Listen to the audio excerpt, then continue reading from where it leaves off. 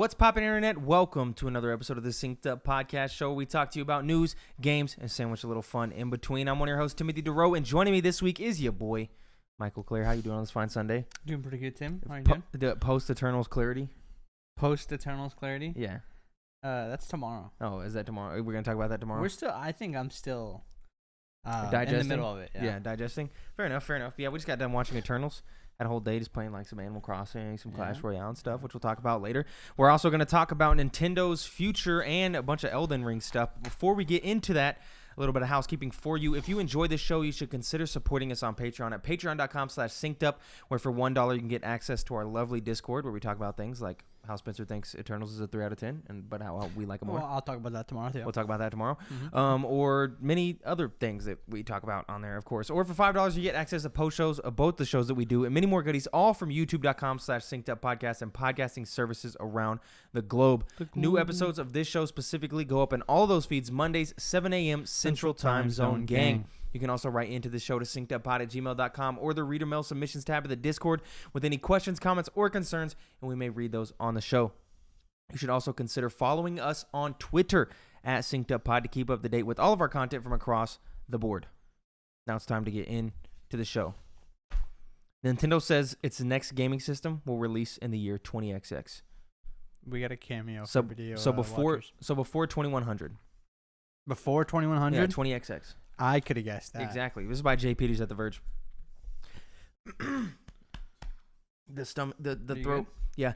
The Nintendo Switch with an OLED screen isn't even a month old, but the company is already talking about some kind of successor to its wildly popular console/handheld hybrid, although vaguely. In a presentation to investors, Nintendo hints towards some of its plans in an extremely unspecific way. She's taking a piss. Live on air, the dog took a piss. Live on air. Live on air. Yeah, someone's gonna have to clean that. In the presentation to investors, Nintendo hints towards some of its plans in an extremely unspecific way.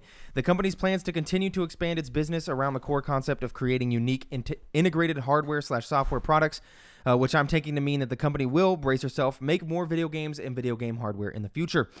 On the slide, Nintendo also has a timeline of some of its hardware efforts and specifically includes its next-gen gaming system slated to release at an undefined 20XX date. So sometime between now and 2099, I guess. There are no hints as to what the hardware might look like, if it will be another hybrid like the Switch, or even just another revision of the Switch. The only image Nintendo includes is a question mark.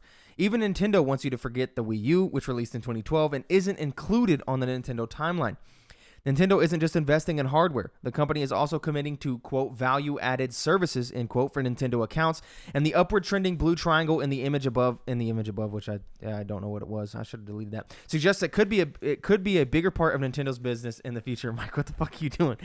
We're already starting to see this play out with the recently released Nintendo Switch Online Plus expansion pack, a more expensive version of its paid online membership that adds Nintendo 64 games, Sega Genesis games, and access to the new Animal Crossing New Horizons DLC. The company also says it will continue to improve and expand both the standard Nintendo Switch Online and the expansion pack. While Nintendo doesn't detail exactly how, one thing to potentially look forward to would be Game Boy games, which are rumored to join Nintendo's online offerings at some point. In classic Nintendo fashion, the company is keeping its cards close, and it usually doesn't reveal hardware, services, or games until it can give some concrete details.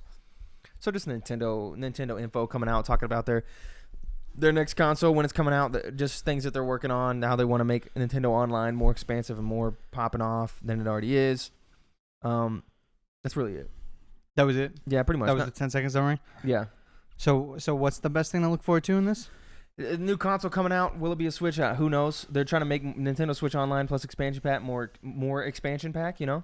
But again, the messaging on that continues to be weird and not... I've got a question for you. What? So do you think everything added in... So they've established that the 64 is pretty much alone worth that extra tier. Yeah. Do they ever add anything into the bottom tier again? Bro, I don't know. Like, I could see it, but I could also not see it. I could also see the premium tier. I could also see them taking it away and leaving it the same price. I don't know. Like taking things out of it. Because I don't know. It's going to get a confusing model real quick. Because it's basically how I feel is we've hit a point where no new stuff is going to hit that bottom tier. You can't predict Nintendo, bro. You can't, but it's like... You can't So predict. you're telling me Game Boy games, which I think I would enjoy more, Yeah. is going to be cheaper than if I want to play 64. Maybe. I think it gets messy now. Yeah, I don't know. If you're trying to add in new stuff. Who fucking knows? It's not concrete. It's Nintendo being weird. Nintendo making NWDs, weird WNDs, weird Nintendo decisions. They'll continue to do so into infinity. A little more concrete details on something else, though, from Software. 7 things we learned from Elden Ring's 15-minute gameplay reveal by Austin Wood at Games Radar. A week ahead of the first Elden Ring network test, From Software dropped a 15-minute gameplay preview that walks us through several areas of the lands between from the perspective of a few very different Tarnished. Bosses are slain, spells are cast, talking pot boys are walloped. The new Elden Ring gameplay trailer is an exciting tour of big Dark Souls. This being our longest and most in-depth gameplay showcase yet, the latest trailer is also packed with new details that flesh out our understanding of the game and demonstrate how previously teased ideas actually work in practice, from stealth and crafting to multiplayer and dungeons. Here are 7 things that jumped out to us. Now, I think this might be a Dark Souls game you can get into. You think so? I think so. And I'm about to read 7 reasons why. Okay. Sites of Grace will give you hints about where to go. When you start a new From Software game, one of the first things you've got to do is figure out what they've renamed everything to this time.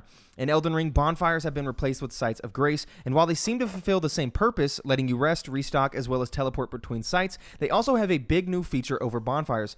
Sites of Grace will occasionally send out guiding rays of light which lead toward new points of interest, presumably guiding you to new areas and bosses. You're free to ignore these rays of light if you'd rather strike off in another direction, but it's encouraging to know that Elden Ring won't leave you totally high and dry if you find yourself unsure of where to go next. You have to wonder if this is From Software's way of responding to feedback about some of its games being a bit nebulous at times. I think that's a good change. That's a good change, I agree. The map is large and full of markers. Speaking of other directions, holy crap, the Elden Ring map is big. We got a good zoomed out view of the world map in this showcase, and it's chunky. Beyond the sheer size of the world, which is filled out visually as you acquire map fragments, the customizable cartography itself is also quite intriguing. You're given 100 map markers that you can use to denote rare resources, dangerous enemies, and other key locations of your own accord, not unlike the way many modern Metroidvania games let you doctor up their maps. You can also put down beacons of light that will appear in the game world as a clear marker to work toward, sort of like a DIY ray of guiding light. Okay, So that's your cool own too. little beacons in the world. 100 map markers is a good amount. Yeah, you can place those I anywhere. feel like Metroid, which had 4. You had like 6. That It's was terrible. it. Yeah. Crafting and resource gathering plays a big part. From Software games are usually pretty deliberate with loot, with carefully placed chests giving you key items and random enemy drops for filling in the blanks, but Elden Ring looks to be crawling with valuable resources to harvest and hoard. The trailer showcases the crafting recipes for several projectiles made from bits picked up around the world, and if that's any indication, we're going to be scouring the lands between for all manner of odds and ends, from ores and teeth to bones and berries.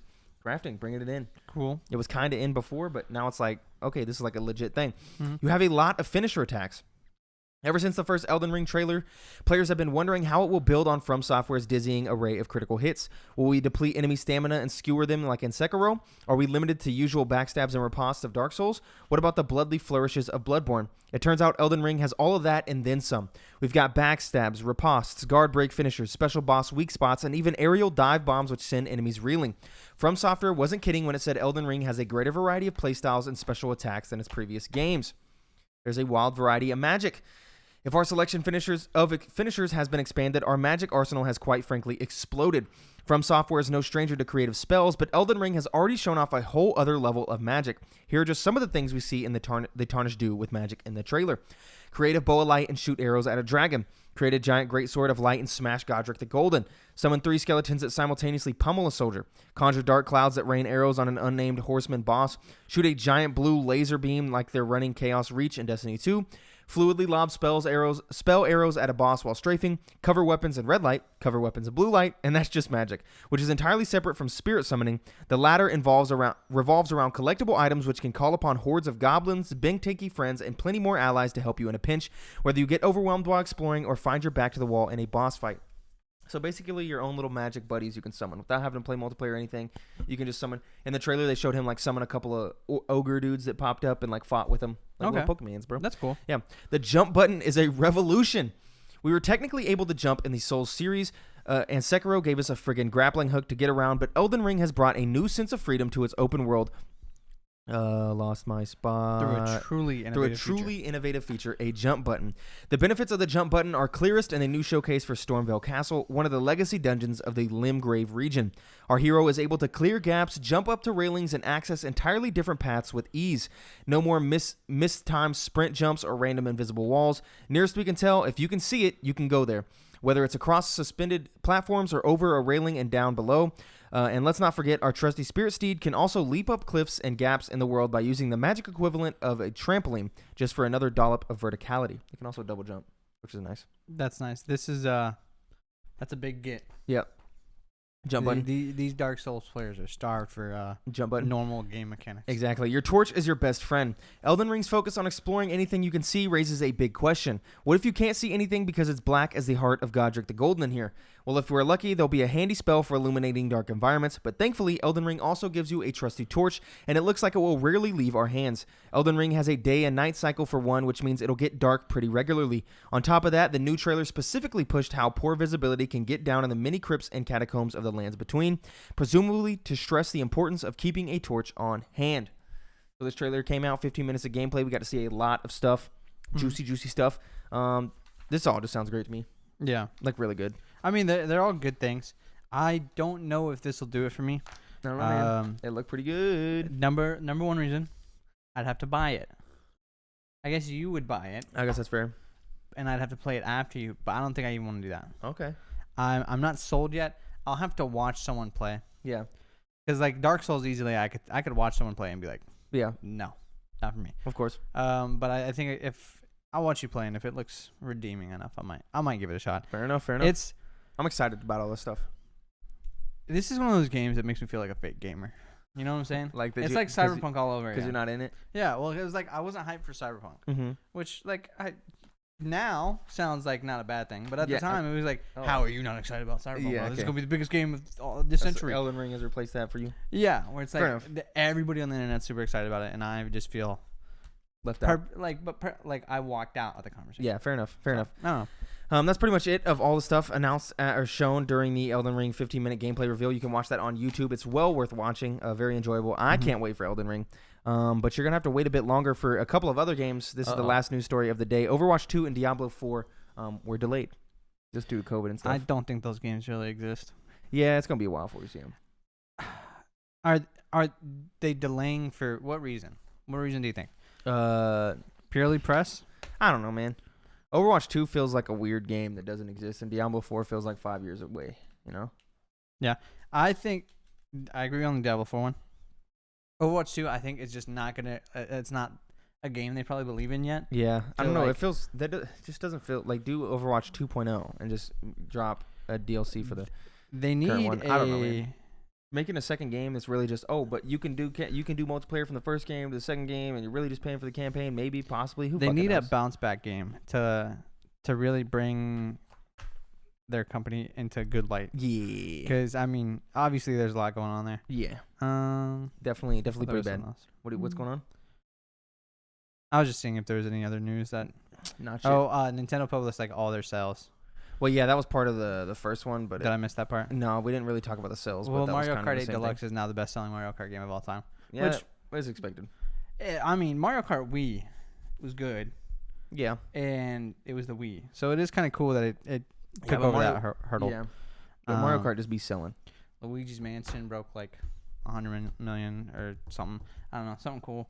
There's a couple other things. Yeah, Nintendo's still making dummy money. Yeah, they're making dummy money. They will never be punished for their choices. Now it's time for the section of the podcast that follows the news, because the news right is over. After the news. Yep, where we go over the historical releases and you guys. That's a whole page of historical releases. That's why the font size is tiny.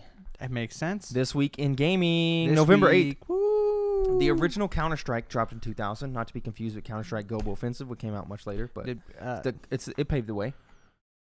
What? Have you played Counter-Strike the original? No. You think anybody has? Yeah. Was it the same game? Yeah, but not as good. Okay. You know how it goes. Mario Power Tennis in 2004. Modern Warfare 3 in 2011. And 2 years since Death Stranding in 2019. Kind of wild. November 9th, Halo 2 in 2004. The classic. Jack 3 in 2004. The Herbs, Sims in the City, 2004. Love that fucking game. Jordan. Viva Pinata, 2006. the original Black Ops in 2010, Blops, baby. and Tetris Effect in 2018. That's a good day. Good ass day. Mhm. November 10th, Call of Duty 5 World at War in 2008. So good. Modern Warfare 2 in 2009. Mhm. Fallout 4 in 2015. Rise of the Tomb Raider also in 2015. Dishonored 2 in 2016. And then the Series X as well as Assassin's Creed Valhalla in 2020 last we've year. come a full year. We're since full getting circle. Our Series X's. Full circle. What a November time. 11th, Skyrim dropped in 2011.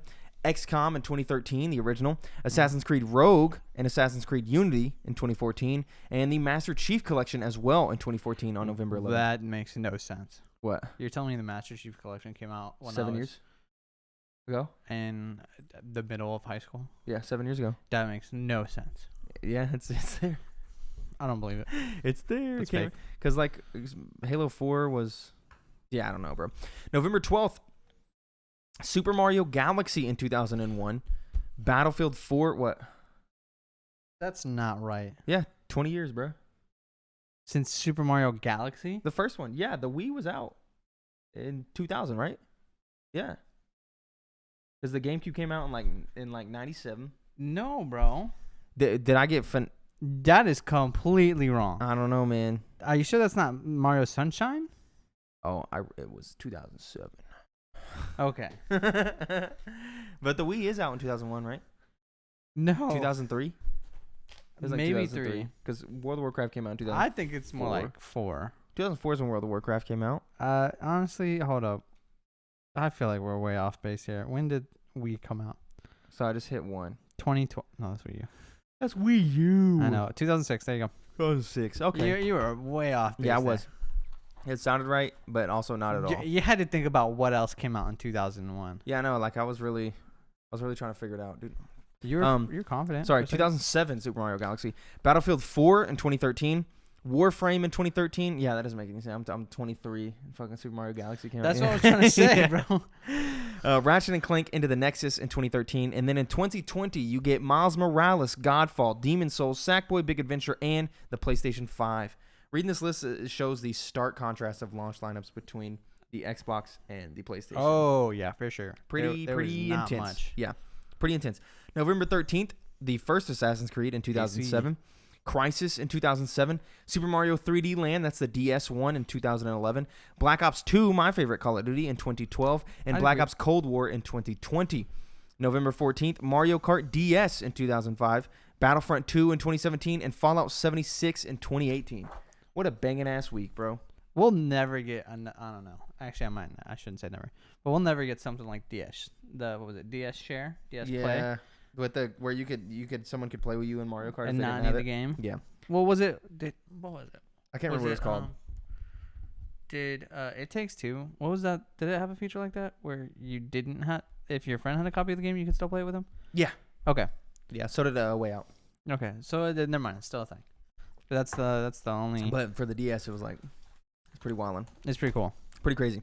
Now it's time to talk about what we've been playing. What you been playing? I've been playing a little bit of Clash playing Royale. The same things. Yeah, we both got into Clash Royale again because Jordan downloaded it. Because we got back in Clash Clans, we were playing that, and then Jordan downloaded Clash Royale, and we got back in. We had some old accounts. We were like, "Fuck it, let's get in." Mhm. Honestly, pretty fun. I'm gonna clear my air right now though and say Clash Royale not as good as Clash Clans, Yeah, in my opinion. I don't know, enjoy it man. as much. I think it's two separate games. Like they feel two separate, like two different. Dude, my eyes kill me. My problem is Two I can different objectively see how far away I am from the next goal in Clash of Clans, Mhm. and like I'm clearly working towards exactly what I want. Yeah. Clash Royale, it's just like play the game and hope you get the stuff you want, Yeah, which I kind of don't like. because of the loot box system. Yeah, Fair enough, I guess. which is very much why enjoyable. I think I didn't like it as much back in the Yeah. day too. Yeah. And then also we jump back into Animal Crossing for that 2.0 update, The 2.0 update, bro. which I haven't got to any of it yet because I started a new island. Man started right from the beginning. Yeah. I didn't though. So I have some words. It's good. It's Animal Crossing. It Yeah, it's can't great. be bad. It's fun. New stuff in Animal Crossing is obviously always gonna be good. Yep. I think I'm gonna unlock Brewster tomorrow. Mhm. Give me some coffee every day. I got my first gyroid. How do you get the gyros again? You got to go on Captain's boat tour. Oh, I still don't have Captain Boat. Yeah, you gotta get Captain's boat. Go on the boat tour. There will be a gyroid on those islands, and you can bring them home, water it, and then you'll get a full gyroid. Yeah, I think I might have to just progress the game more to get those things, because I've gone, because I'm time skipping just to like, get through that Catch stuff, up. and I've gone through like 7, 8, 9 days, haven't seen them yet. So I think maybe I have to get like resident services. I think you have to built get stuff. resident services fully built. Is my guess. Yeah. I haven't done any of the actual paid DLC stuff, the build your own island stuff. Mhm. I know Kylie has. I'm sure she's enjoying it. But otherwise, it's good. Animal Crossing is such a good game. Yeah. Like, I think the only people who can find good faults with it are people who played other Animal Crossing games. Yeah. Because I have no qualms with it. It's exactly the game I want it to be. Yeah. Like, there's some quality of life things, like me and Kylie were talking about how, like, if you're, and it's, like, very niche, but if you're, like, villager hunting, it'd be nicer if you could just go straight from one island to the other instead of always having to backtrack, always having to go to a new island. When you're visiting other people's islands, it He's sucks. trying to get those, whatchamacallums. Motherfucking, the amiibo cards? Yeah. Yeah, pay $10 per villager. Not me, Yeah, fam. bro. Do it. I mean, on God, I wonder how much it is to. Well, let me see. There was the penguin. What was his name? I'm going to eBay. Chabwick, I think was his name. Not Chabwick. I want Chabwick, right? Let's see. My friend Ben has like 4 penguins. Is he just Penguin Island? Is he gonna get the new ones? Yeah. Let me see. He gonna try. Sold items. I just typed in Chabwick. Hopefully, $5 for my man Chabwick. Honestly, that's kind of a steal. Dude, do it. But bro. the packs themselves are like $4. Yeah, but they're random. You can get any villager for $4. It's kind of a wait. Hold on. I wonder if I can sort by like most expensive. Yeah. I don't know. They're just fully These? random. Who do you think's the most expensive? Rod. Babe, who's the most popular what was villager? the guy? What was the guy? Rodney? Randall? Fucking. The cat dude with the fucking glasses, man. Is it an M? No, Is it? That's his name, dude. I know. Does his name start with M? Marshall's up there, right? No, not fucking Marshall. The Oh, guy that Marshall's only everybody $4. wanted, bro. The one with 2 different eyes. I know who No, you're the talking guy with the cat and the glasses. The cat with the. He has 2 different colored Raymond. eyes. Raymond. It's Raymond. He has 2 different colored eyes. I'm telling you. And he's $4. Okay, I guess you can get any villager. But I wonder if these are fake amiibo cards. Yeah, of course they are. What? Why do you say that so confidently? Because there's no way someone's just selling. Like, You think real- Raymond can't be bought for $4? Let me see. Raymond. Are like fan favorites? Sold items. Please? It's always Raymond, bro. $25. $25. $15. Most recent. For official. 21 bucks. Yeah, bro. Where's that shit? Fake? 18. I mean, yeah. What about that fake one? I might grab Raymond. You're gonna grab Raymond? There's a few people. I Nah, think I bro, might not grab. Raymond, dude. You gotta grab. I need to look at the new- villager list again. Yeah, there's all the new ones are pretty good. I don't know if they've added some in between now, like the new set of villagers and the original. Yeah, they have. They have. Yeah. I Because like this set that just came out is set 6. bro. It's set 6. 6. We've gotten 6 waves This of villagers. Series 6. No. But they had like 4 series already out. So maybe just 2 then. Yeah. This rabbit, Sasha, she's cute. Can I not get pictures? Oh, here we go. We looked at these before. Yeah.